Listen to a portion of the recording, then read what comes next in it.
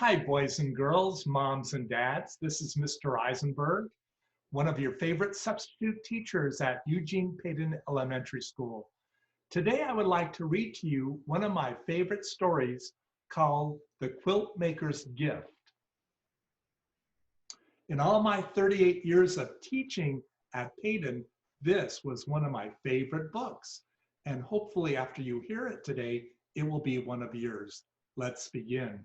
The Quiltmaker's Gift by Jeff Brumbeau, pictures by Gail DeMarkin. The Quiltmaker's Gift. For Marcia, who with the gift of herself has given me everything, that's by Mr. Brumbeau, to be with love, and that is from Miss DeMarkin.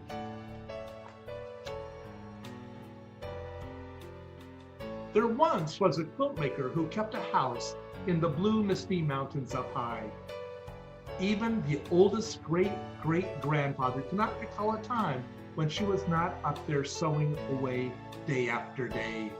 Here and there, and wherever the sun warmed the earth, was said she made the prettiest quilts anyone had ever seen. The blues seemed to come from the deepest part of the ocean, the whites from the northernmost snow, the greens and purples from the abundant wildflowers, the reds, oranges, and pinks from the most wonderful sunsets. Isn't that pretty? Some said there was magic in her fingers. Some whispered that her needles and cloth were gifts of the bewitched, and still others said the quilts really fell to earth from the shoulders of passing angels. Many people climbed her mountain, pockets bursting with gold, hoping to buy one of the wonderful quilts, but the woman would not sell them. "I give my quilts to those who are poor or hopeless," she told all those who knocked on her door. "They are not for the rich."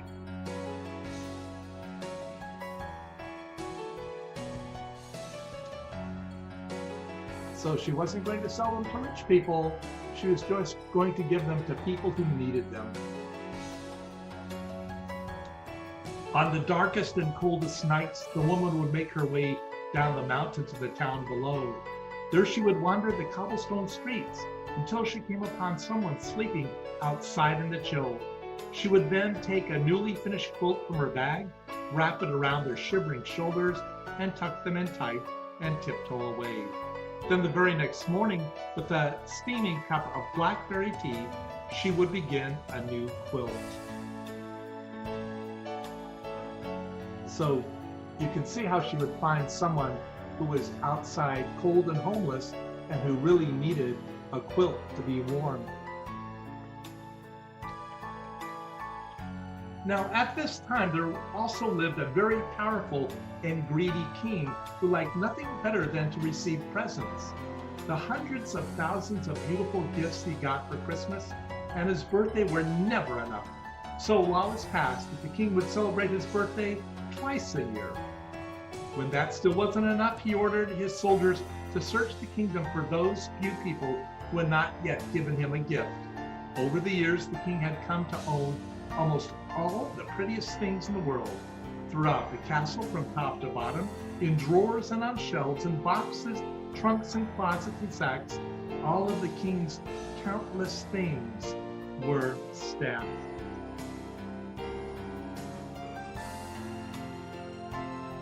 How would you like to celebrate your birthday twice a year?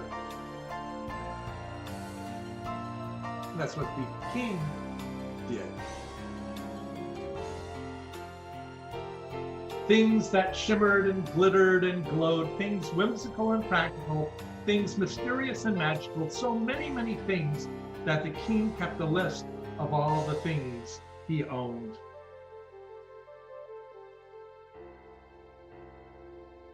Can you imagine having so many wonderful things?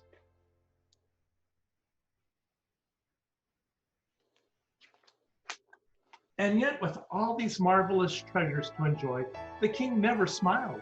He was not happy at all. Somewhere, there must be one beautiful thing that will finally make me happy, he was often heard to say, and I will have it. One day, a soldier rushed into the palace with news about a magical quiltmaker who lived in the mountains. The king stamped his foot. And how is that this person has never given me one of her quilts as a gift? He demanded. Oh, Your Majesty, she only makes them for the poor. Your Majesty, the soldier replied, and she will not sell them for any amount of money. Well, we shall see about that, the king roared. Bring me a horse and 1,000 soldiers. And they set off in search of the quiltmaker. And when they arrived at her house, the quiltmaker merely laughed. My quilts are for the poor and needy, and I can easily see that you are neither. I want one of those quilts, the king demanded. It might be the one thing that will finally make me happy. And so all the soldiers and the king marched to the quiltmaker's house. She was not about to sell him one because he really wasn't needy. The woman thought for a moment. Now, make presents of everything you own, she said, and then I'll make a quilt for you. With each gift that you give, I'll sew in another piece. When at last all your things are done, your quilt will be finished. Give away all my wonderful treasures, cried the king. I don't give things away, I take them. And with that, he ordered his soldiers to seize the beautiful star quilt from the quiltmaker. But when they rushed upon her, she tossed the quilt out the window, and a great gust of wind carried it up, and away. There goes the quilt. Do you sometimes get angry when you can't have what you want? Well, that's exactly what the king is feeling right now. He's angry because he can't have what he wants. The king was now very angry. He marched the woman down through town and up another mountain where he had his royal iron maker shape, a thick bracelet of iron. Then they chained her to a rock in the cave of a sleeping bear. Once more the king asked her for a quilt, and once more she refused. Very well then, I'll leave you here. And when the bear awakens, I'm sure he will make a very fine breakfast of you. Oh my, boys and girls, that's very scary. I'm sure the quiltmaker is frightened. I would be. Later, when the bear's eyes opened and he saw the woman in his cave, he stood on his mighty hind legs and gave a roar that rattled her to the bones. She looked at him and sadly shook her head. It's no wonder you're so grouchy, the quiltmaker said. You've nothing but rocks on which to rest your head at night. Bring me an armful of pine needles, and with my shawl I'll make you a great big pillow. And that is what she did. No one had ever been so kind to the bear before. So he broke the iron bracelet and asked her to spend the night. Sometimes when you're nice to somebody, they're nice right back to you.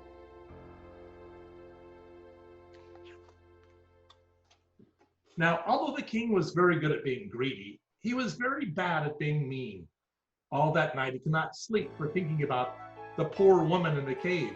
Oh my, what have I done? He wailed.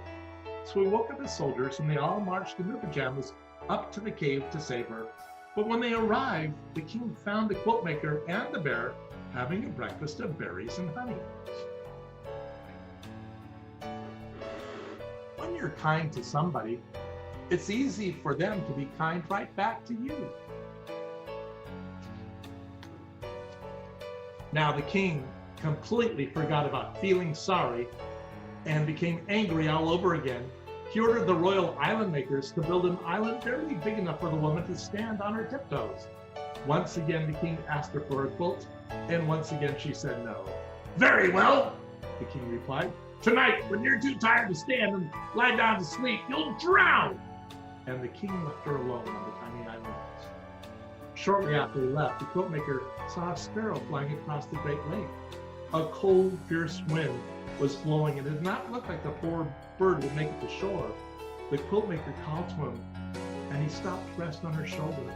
The poor, tired sparrow was shivering, so the woman quickly made him a coat from scraps of her purple vest. When he was warmed and the wind had stopped, the bird flew off. But he was very grateful to the quiltmaker for what she had done. Soon the sky darkened as the air filled with a huge cloud of sparrows, thousands of wings beating together. They swooped down, lifted the woman in their little beaks, and carried her safely to shore. Do you see how she's taking such good care of that sparrow?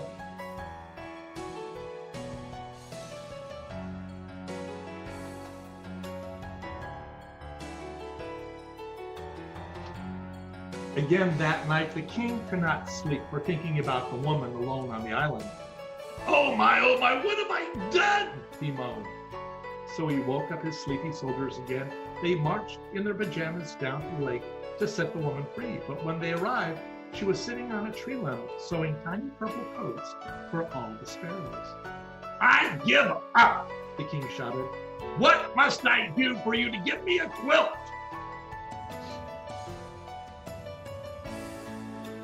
How fun it is to repay someone's kindness with kindness of your own. As I said, The woman answered, give away all of the things you own and I'll sew a quilt for you. And with each gift that you give, I'll add another piece to your quilt. I can't do that. cried the king. I love all my wonderful, beautiful things. Excuse me, boys and girls. But if they don't make you happy, the woman replied, what good are they? That's true. The king sighed. And he thought about what she had said for a long, long time. So long that weeks went by. Oh, all right. If I must give away my treasures, then I must.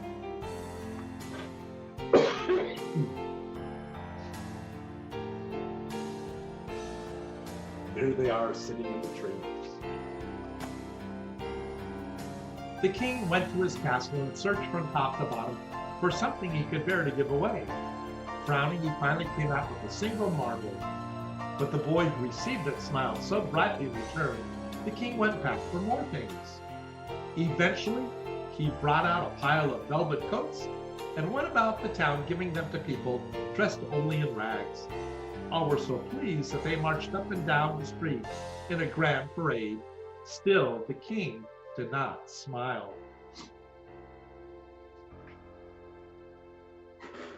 Do you think you might have something that somebody else might want that you don't need anymore? I wonder if it would make them smile to get it. Next, the king fetched 100 waltzing blue Siamese cats and a dozen fish that were clear as glass. You see those? How beautiful they are. Then the king ordered his merry-go-round with the real horses to be brought out. Children cried with delight and cartwheeled around him, and just the smallest of smiles began to show on the king's face. Can you imagine being on a merry-go-round with real horses? Wouldn't that be fun? The king looked about him and saw the dancing and merrymaking and all the happiness his gifts had brought. A child took hold of his hand and pulled him into the dance. Oh, the king really smiled and even laughed out loud. How can this be? He cried. How can I feel so happy about giving away my things? Bring everything out. Bring it all out at once. Meanwhile, Quiltmaker kept her word and started making a special quilt for the king. With each gift that he gave, she added to his quilt.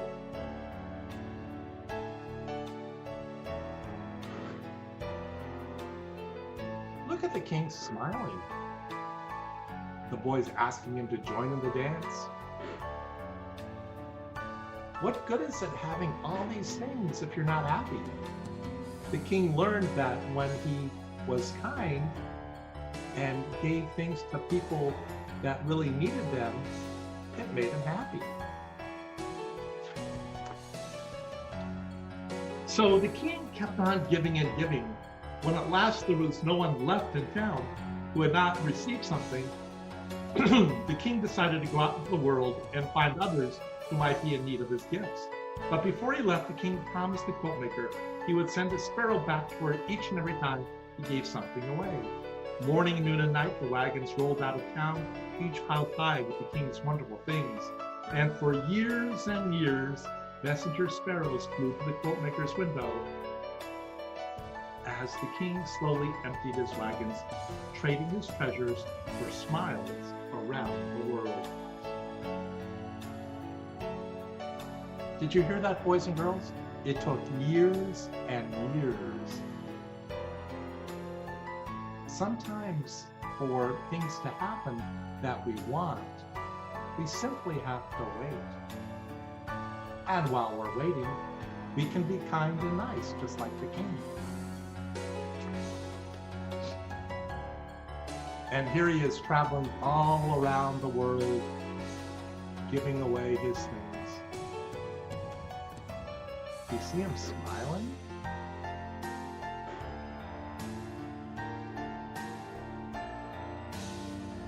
Years and years this good,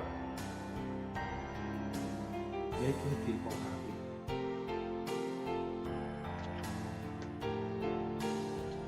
On and on the quilt maker worked, and piece by piece, the king's quilt grew more and more beautiful. Finally, one day, a weary sparrow flew into her window and perched on her needle. She knew then and there that it was the last messenger, so she put a final stitch in the quilt and started down the mountain in search of the king. He had given away all his things, and as promised, she finished his quilt. After a long search, she finally found him. The king's royal clothes were now in tatters, and his toes poked out of his boots, yet his eyes glittered with joy and his laugh was wonderful and thunderous. The quiltmaker unfolded the king's quilt from her bag. It was so beautiful that hummingbirds and butterflies fluttered about. Standing on tiptoe, she tenderly wrapped it around him. What's this? Cried the king. As I promised you long ago, the woman said, when the day came that you yourself were poor, only then would I give you a quilt. The king's great sunny laugh made green apples fall and flowers turn his way. But I am not poor, He said, I may look poor, but in truth my heart is full to bursting, filled with memories of all the happiness I've given and received. I'm the richest man I know. Nevertheless, the quiltmaker said, I made this quilt just for you.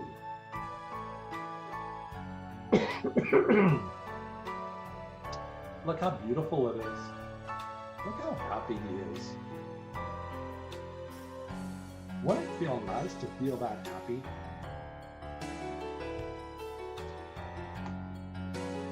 Thank you, replied the king. I'll take it, but only if you'll accept a gift from me. There's one last treasure I have left to give away.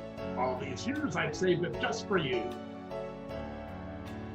And from his rickety rundown wagon, the king brought out his throne.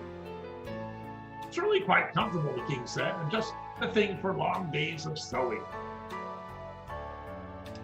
From that day on, the king often came to the quiltmaker's house in the clouds. By day, the quiltmaker sewed the beautiful quilts she would not sell, and at night, the king took them down to the town. There he searched out the poor and downhearted, never happier than when he was giving something away.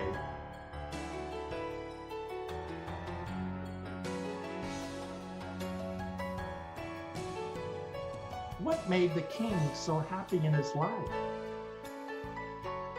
If you said when he started giving things away and being kind and nice to people, you are right. I love this book because it's all about giving and loving. And isn't that what we're all about? And that's the end.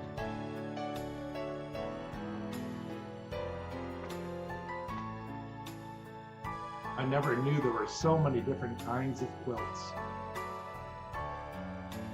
Have you ever seen a quilt before? It's kind of like a blanket. I hope you enjoyed today's story. I know I enjoyed reading it to you, and I look forward to reading you more stories in the future. I hope you and your mom and dad and your brothers and sisters have a great day, and I will see you soon. Bye-bye.